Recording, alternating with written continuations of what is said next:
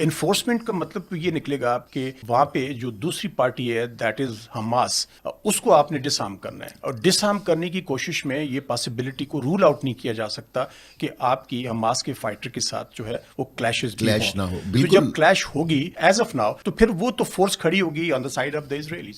Exactly. اور یہی وہ ڈر اور خوف ہے جو مسلمانوں کو اسٹیبلائزیشن فورس کے اندر آنے سے روک رہا ہے.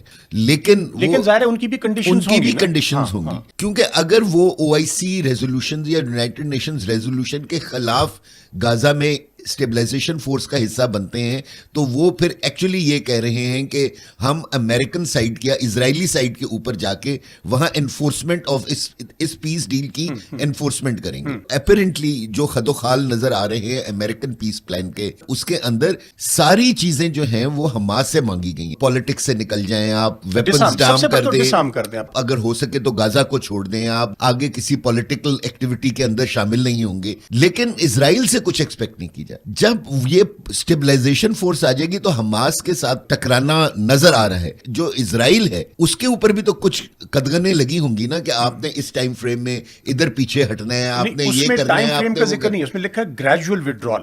دیٹ مینس اس کو بھی اوپن اس کو بھی ڈیفائن کرنا پڑے گا نا، what is gradual, what is ودرال. Possible نہیں کہ جو ٹائم فریم اس کی مینڈیٹ ہے 2 سال کی، یہ اس کا شاید ذکر ہو. اس میں پھر یہ ہے کہ جو اسٹیبلائزیشن فورس وہ ایک طریقے سے ایسی مرسنری فورس بن جائے گی جو حماس سے بھی ایک طرف لڑ رہی ہوگی اور اسرائیل سے بھی لڑ رہی ہوگی، کیونکہ دونوں جو ہے وہ اس پیس پلان کی امپلیمنٹیشن کے بارے میں دکھی ہوں گے.